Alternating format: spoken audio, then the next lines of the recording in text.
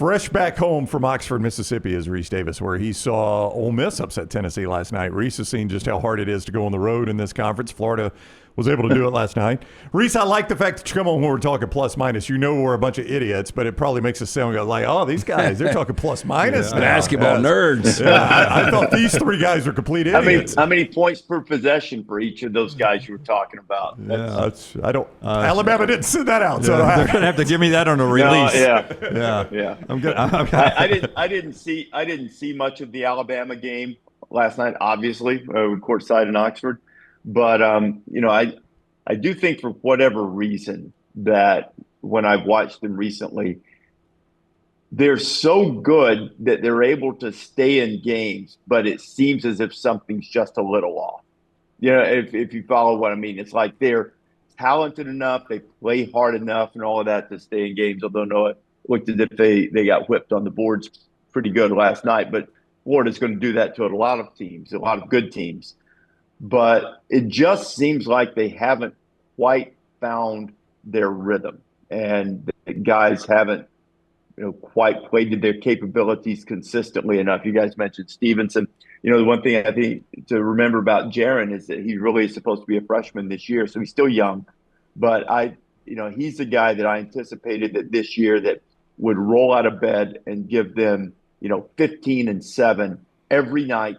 And then some nights he would give them 28 and 12. And it hasn't gone that way for him, this year. But I still think there's that capability. And he's done a lot of other things well. I think Nelson's been pretty inconsistent. And while you love everything that, that Youngblood has done, you would like to see more scoring. I think more offensive, in addition to three-point shooting, getting the basket and stuff like that. But it's funny because even guys that I'm mentioning like that have done so many good things. Jaron Stevenson's done a lot of really good things on the defensive end of the floor and moving the basketball. And, it's just like something's just a hair off, but they're so good they're still in most of the games. And it's, it remains to be seen whether they can get things fixed. Certainly Saturday won't be a great place to try to fix. No, not at all.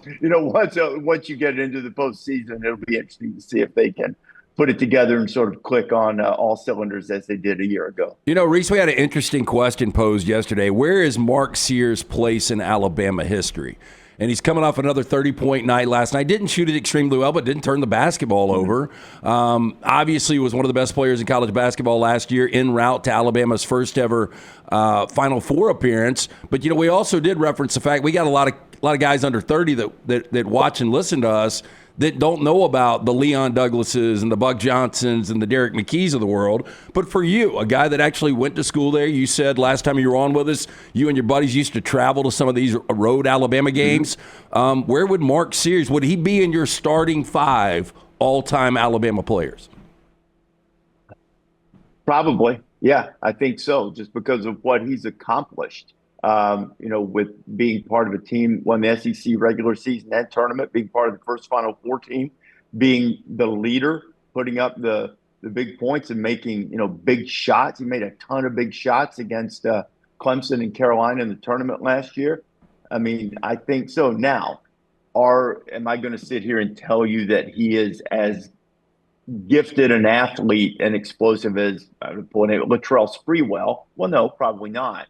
But if you're going starting 5 all-time Alabama basketball based on ability combined with accomplishment, I don't think there's any question that Mark is in the starting 5. He may wind up being the most because of that, depending on what happens in the future. Who knows if he might wind up being the most revered player in Alabama history simply because he was largely responsible for leading their first team to the Final Four. Yeah, I agree. And senior night last night didn't end the way Mark Sears wanted it to. You mentioned their trip, Alabama's trip to Auburn coming up this weekend. Auburn coming off the loss to Texas A&M. We talk about this all the time and have for years on the show. We're a football culture that has now been drug into this basketball eliteness with the SEC this year, and we all overreact to every loss. Where are you with Auburn right now? coming off of that loss going in. They also lost to Florida. They also lost to Duke, but they haven't lost to anybody else in America. You still good with Auburn as a national championship contender? No question. I still think Auburn's the best team in the country. Now, Florida's closing fast, and Duke is certainly, I've said this, I think, to you guys before. I came away from the Auburn-Duke game. That's a long time ago, and I want to be clear. Duke is much improved and much better.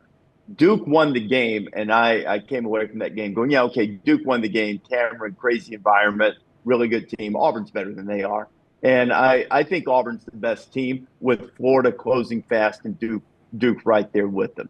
I'm not at all bothered by the A&M loss. They went on the road after they clinched everything. It was so predictable. If you'd injected truth serum into Bruce Pearl, he knew they were going to lose. It's just, it's human nature. It's a long season.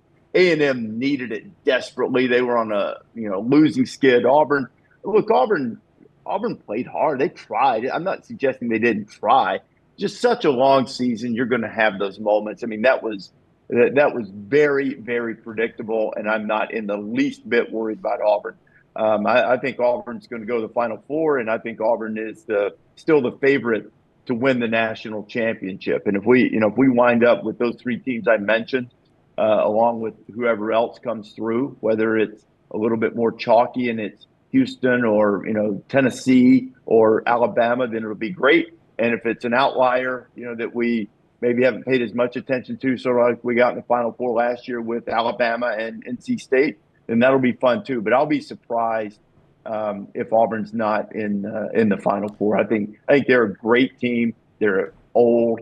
They've got a mistake eraser in Janai Broome. I referenced. I don't know if I brought it up on the air, but I was talking. I think to some of the Ole Miss people yesterday that I thought Ole Miss in their game against Auburn in Oxford played as well as you could possibly play. And every time they got close, Auburn made a play. Janai Broome hit a contested three. Chad Baker-Mazar would hit a shot. Pettiford would do something. They just have that about them. They answer when the moment gets tough. So that game doesn't bother me in the least. It's basketball. You're going to lose a game every now and then. And heck, probably served them well. I'm not a big believer in the whole you need to lose thing sometimes, but sometimes there are benefits from it, and that might benefit Auburn in the long run. The bigger question is, how do you approach the SEC tournament? Now, of course, you try to win, because if they're giving a trophy away, you should try to get it. If you're competing in a game, you should try to win. But whoever doesn't win will probably reap the benefits of not going through that meat grinder, because that's what that is going to be. I saw evidence of that last night in Oxford. Jimmy Dykes made a great point. He said that game is like a 1 seed versus an 8-9 winner in the second round of the tournament. That's what that is. And like every game is going to be that or beyond in the SEC tournament. So I'm not at all suggesting, do the NBA thing and load manage people. I'm not saying that for a second. But if you do get knocked off, there will probably be some benefits to not going through the whole thing. ESPN's Rece Davis is on the Shannara hotline. It's a tough sell on Auburn because, Rece, we sat here last year and watched them win the SEC tournament and still get sent to Spokane, Washington. So, you know what? I am not. Go play, man. No, I'm wherever with you. They send you, go play. I'm with you. Stop with all that nonsense. I'm with you. So what? Spokane's lovely. The best hotel in all of the road trips that we've been on in College Game Day is the Hotel Davenport in Spokane, Washington. Really? So stop already. Get on the plane and go to Spokane. Mark, you can tell you where to get a nice dinner. It's a great. I would. You know what? When you start worrying about stuff like that, you start getting distracted. You get beat by Yale. So it's like, don't do that. Just go play. They're going to rip through this thing. They're going to go to the Final Four, I think. What makes it such a good hotel? Why is the Hotel Davenport the top of the Rece Davis It's an list? old historic place that they've refurbished, and the beds are so comfortable that they put in the lobbies ways that you can reach out to them and order the beds. It's got great food, beautiful architecture. nice downtown. Spokane's lovely, and you can go to John Stockton's father's bar and get a beverage and a nice burger. Spokane's awesome. Spokane's a great place. Hard to get there, but great. Wow. So you were courtside last night in Oxford, as you said. If you ask 10 basketball insiders, best coach in the SEC, multiple guys are going to have Chris Beard right there. That was quite the comeback, quite the close there. How dangerous can this Ole Miss team be once they get to the NCAA tournament? Really dangerous because they play great defense. They're old. I think they're the third oldest team in college basketball. They've got a lot of different weapons. The one thing that they struggle with from time to time, and they did a good job last night, was staying even on the boards against good rebounding teams. So there will be some bad matchups for them. They do not turn the ball over, and they typically, if you're not, if you don't have Zakai Ziegler running things for you, they can turn you over. And they've outscored their opponents' points off turnovers. Oh, I think they did last night too. So I want to say 22 times this year, and so they find ways to offset some of their rebounding problems. They've got multiple guys can score, and then Brakefield was something else last night, taking over the game in the second half after really scuffling in the first half. Maybe the emotions, because he's kind of been their emotional leader. So he really played well in the second half. And that Tennessee team is, those are grown men and they're tough. And, they're really good. They've got a lot of offensive weaponry.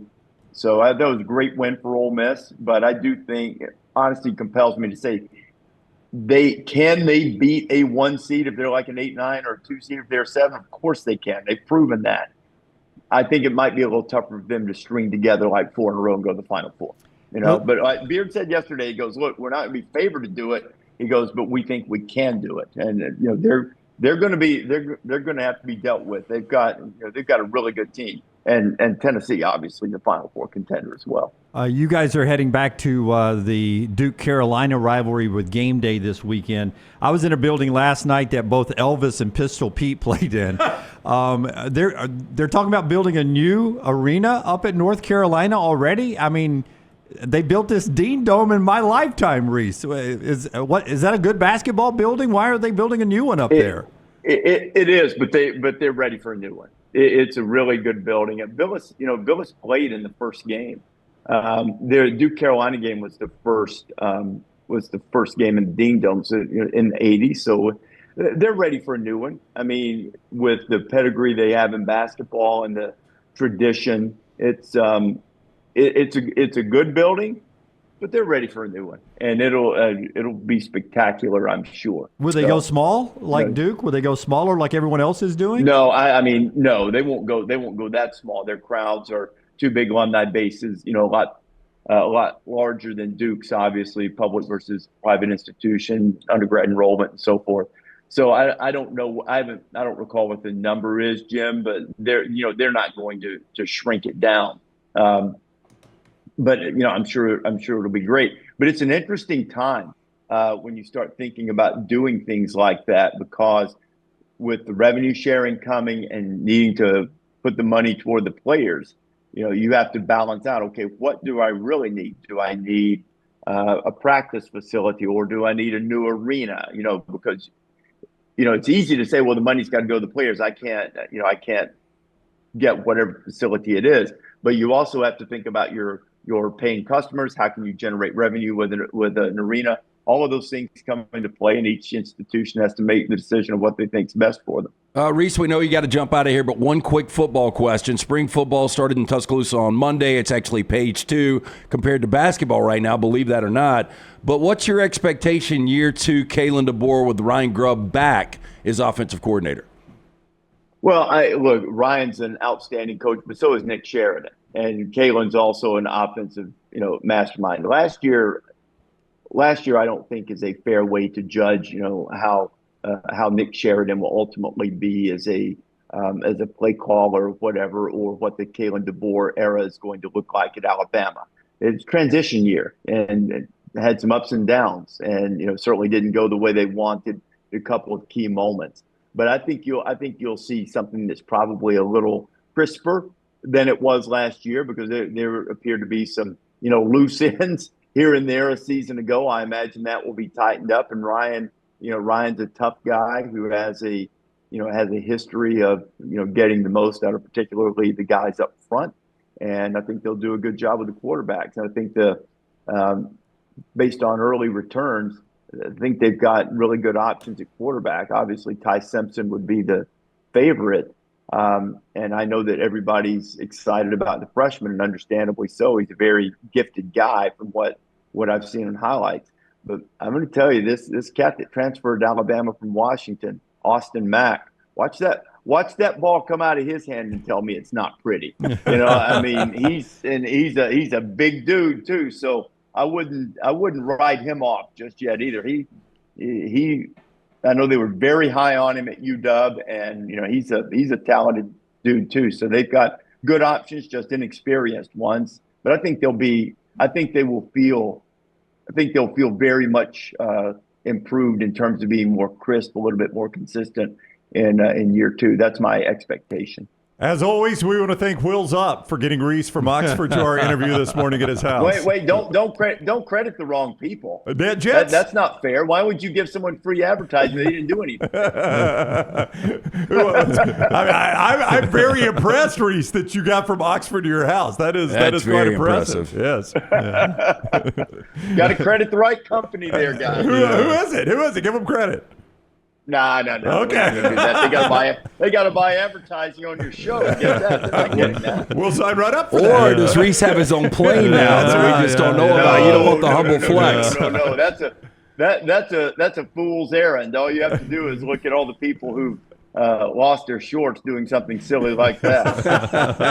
Thank you, Rece. We'll see you Saturday morning at Chapel Hill. Take care. See you guys. All right, buddy. ESPN's Rece Davis on the Alexander Shinora Trial Attorneys Hotline.